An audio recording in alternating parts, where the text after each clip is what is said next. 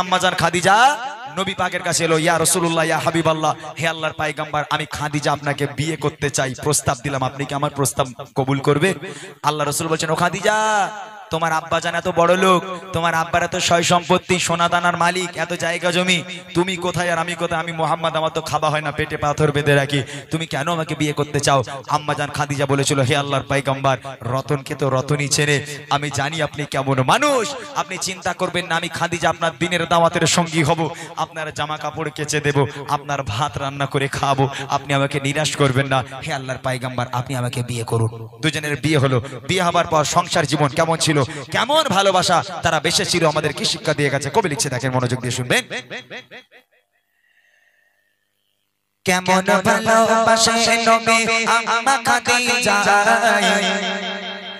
কেমন ভালোবাসে নবী আম্মা খাদিজা, যে ভালোবাসায় খুশি হতে আল্লাহ দয়াময়, যে ভালোবাসায় খুশি হতে আল্লাহ দয়াময়। কেমন ভালোবাসে নবী আম্মা খাদিজা, কেমন ভালোবাসে নবী আম্মা খাদিজা, যে ভালোবাসায় খুশি হতে আল্লাহ দয়াময়, যে ভালোবাসায় খুশি হতে আল্লাহ দয়াময়।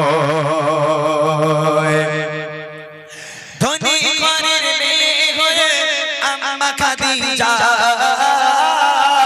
নবীর কাছে এসে বলে করব যে নিকাহ, ধনী ঘরের মেয়ে হয়ে আম্মা খাদিজা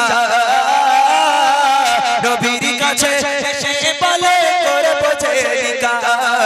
নবী বলে, ও খাদিজা কেন চাও আমায়, নবী বলে, ও খাদিজা কেন চাও আমায়, রতনকে রতনে ছেড়ে অন্য কেহ নয়, ও গো রতনকে রতনে ছেড়ে অন্য কেহ নয়। কেমন ভালোবাসে নবী আম্মা খাদিজা, কেমন ভালোবাসে নবী আম্মা খাদিজা, যে ভালোবাসায় খুশি হতেন আল্লাহ দয়াময়, যে ভালোবাসায় খুশি হতেন আল্লাহ দয়াময়। খুব মনোযোগ দিয়ে শুনতে হবে যে দুজন কেমন ভালোবেসেছিল। আল্লাহ রাসূল দিনের দাওয়াত দিতে গেল, রাত তখন 1টা বাজে কি 2টো বাজে, এই রাত বেরাত আল্লাহ রাসূল বাড়িতে আসতো দিনের দাওয়াত দিয়ে।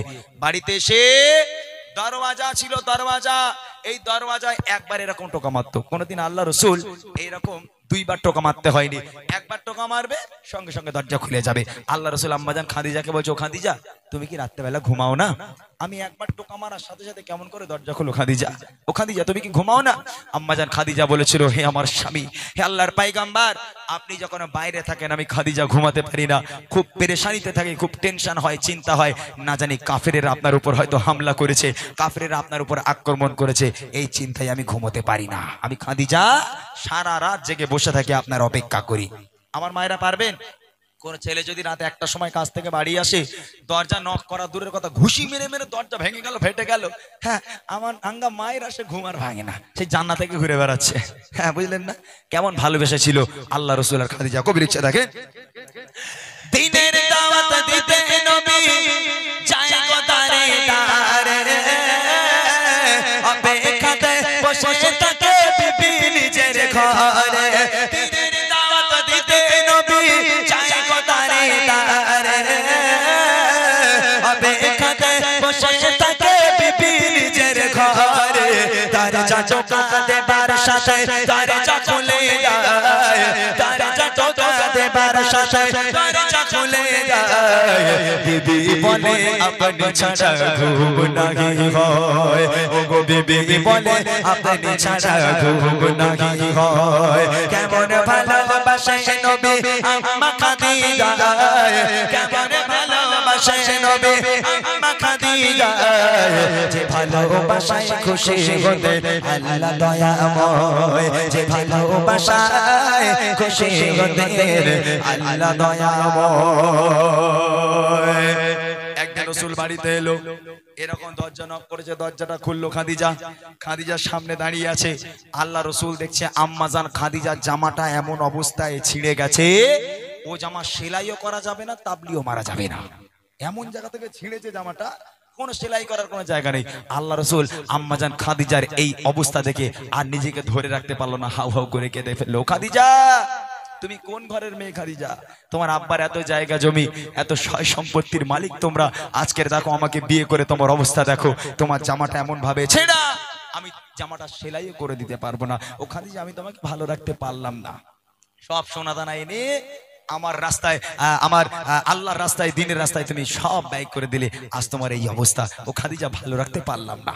আম্মাজান খাদিজা আল্লাহ রসুলকে জড়িয়ে ধরে বলেছিল, হে আমার স্বামী, আমি আপনার কাছে কোনোদিন কষ্ট পাইনি, তবে তিনটা আবদার আছে, রাখবেন? কি আবদার? খাদিজার প্রথম আবদার ছিল, আল্লাহ রসুলকে বলছেন, আমার প্রথম নম্বর আবদার, আমি খাদিজা যখন ইন্তেকাল হয়ে যাব, দোকান থেকে কাফন কিনে আমাকে পড়ালে হবে না, তাহলে আপনার এই পিরান, আপনার এই জুব্বা মোবারক আমাকে কাফন করে পড়াতে হবে। দ্বিতীয় আবদার কি? আমি খাদিজা যখন আমাকে কবরে শোয়ানো হবে, কবরে শোয়ানোর আগে আপনি নিজে কবরে নামবেন, কবরে নেমে কবরের চারপাশটা একটুখানি হাঁটবেন, কেননা কবর যখন আমাকে আযাব দেবে, আমাকে পিষ্ট করতে থাকবে, আমি খাদিজা কবরের আযাবের ভয় পাই, আপনার পায়ে ছাপ থাকলে কবর আমাকে পিষে দিতে পারবে না। আর তৃতীয় নম্বর আবদার হলো, মুনকার নেকির ফারিস্তারা যতক্ষণ পর্যন্ত আমার সওয়ালের জবাব না করবে, আমার কবরের ধারে আপনাকে বসে থাকতে হবে, আপনি বাড়ি যেতে পারবেন না। এই তিনটা আবদার আমার রাখতে হবে। আল্লাহ রাসূল বলছে, খাদিজা, আমি তোমার তিনটে আবদারই রাখলাম, চলো আজ আমি তোমার তিনটা আবদার কবুল করে নিলাম। আম্মাজান খাদিজার এই আবদারগুলো কবুল করার পর কি অবস্থা হচ্ছে দেখেন।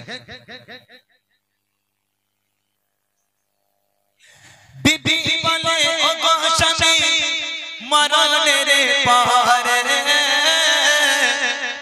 কবর শোয়াবেন আমায় জুব্বা কাফন করে, কবরের চারিপাশে ঘুরবে হেঁটে হেঁটে, কবর জানো নাহি পারে আমায় পিষে দিতে, থাকবে বসে ফারিস্তাদের সওয়ালের সময়, থাকবে বসে ফারিস্তাদের সওয়ালের সময়, কবরের কঠিন আযাব বড়ই ভয়ের হয়, ও গো কবরের কঠিন আযাব বড়ই ভয়ের হয়। কেমন ভালোবাসে নবী আম্মা খাদিজা, কেমন ভালোবাসে নবী আম্মা খাদিজা, যে ভালোবাসায় খুশি হতে আল্লাহ দয়াময়, যে ভালোবাসায় খুশি হতে আল্লাহ দয়াময়।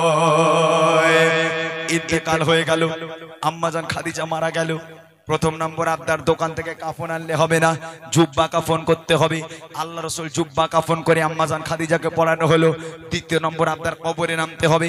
আল্লাহ রাসূল কবরে নামলো, চতুর্পাশটা একটু হেঁটে আল্লাহ রাসূল যখন কবর থেকে উঠে আম্মাজান খাদিজাকে কবরে শোয়ানো হলো।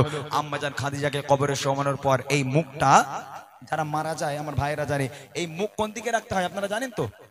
যখন কবরে একটা ব্যক্তিকে শোয়ানো হয়, মুখ কোন দিকে থাকে? পশ্চিম দিকে।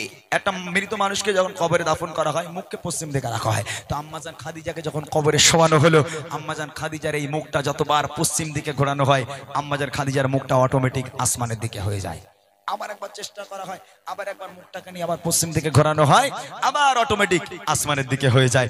এরকম করে তিনবার যখন আম্মাজান খাদিজার মুখটাকে নিয়ে পশ্চিম দিকে ঘোরানোর চেষ্টা করা হলো, কিন্তু পশ্চিম দিকে ঘুরছে না। আল্লাহ পাক আল্লাহ তাআলা নবীর কাছে খবর পাঠালে, আমার হাবিব চিন্তার কিছু নাই, চিন্তা করবেন না, আমি আল্লাহ চাই না খাদিজার মুখটা পশ্চিম দিকে থাক। খাদিজা দ্বীন ইসলামের জন্য আজকের আমি আল্লাহ আমার জন্য নিজেকে এত কষ্ট দিয়েছে, এত কুরবানি করেছে, আমি আল্লাহ খাদিজার উপরে অনেক অনেক খুশি হয়ে গেছি। আমি আল্লাহ চাই না খাদিজার মুখটা পশ্চিম দিকে থাক, আমি আল্লাহ চাই খাদিজার মুখটা আসমানের দিকে হয়ে থাক, যাতে করে আমি আল্লাহ আরশে মুআল্লায় বসে বসে আমি আমার খাদিজাকে প্রতিনিয়ত দেখতে পারি। একবার জোরে বলুন না সুবহানাল্লাহ। কি ভালোবাসা আল্লাহ পাকের সঙ্গে আম্মাজান খাদিজার, কি ভালোবাসা। ওই জন্য প্রশ্ন করলাম, আল্লাহ পাক কাকে সালাম পাঠিয়েছিল? এই সেই মহিলা, এই সেই নারী খাদিজা, আম্মাজান খাদিজাতুল কুবরা, যাকে আল্লাহ নিজেই সালাম দিয়েছিল। শেষ কথায় কবি লিখছে দেখেন, যত সবাই খাদিজাকে কেবলাতে মুখ করে, ততবারই আসমানের ওই দিকে যায় যে ঘোরে। আল্লাহ বলে, ও গো নবী চিন্তার কিছু নাই, আল্লাহ বলে, ও গো নবী চিন্তার কিছু নাই, খাদিজাকে দেখবো বলে আমি সর্বদা, ও গো খাদিজাকে দেখবো বলে আমি সর্বদা। কেমন ভালোবাসা ভালোবাসে নবী আম্মা খাদিজা কেমন ভালোবাসে নবী আম্মা খাদিজা যে ভালোবাসায় খুশি হতেন আল্লাহ দয়াময় যে ভালোবাসায় খুশি হতেন আল্লাহ দয়াময় যে ভালোবাসায় খুশি হতেন আল্লাহ দয়াময় যে ভালোবাসায় খুশি হতেন আল্লাহ